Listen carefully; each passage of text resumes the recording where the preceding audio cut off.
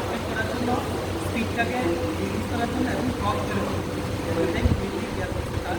আর আমরা যেহেতু equipment use করেছি কারণ এটাতে আমরা ডিএসপি ইউজ করেছি, এফআই ইউজ করেছি, যেটাকে স্মুথনিং করার জন্য আমাদের যে প্রবলেম কারণ হয় এটাকে সলভ করার জন্য।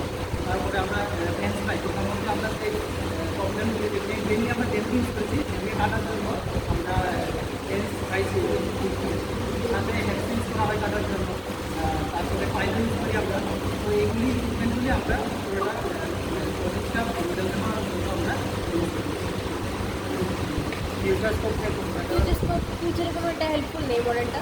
হ্যাঁ, এটা অনেক হেল্পফুল। এটা আমরা ফিউচারে যদি কোনোখানে যদি কোনো একটা সাইন্টিস্ট বা সাইন্সের কোনো মেলাটা না ওইখানে আমরা এটা দেখাতে পারবো।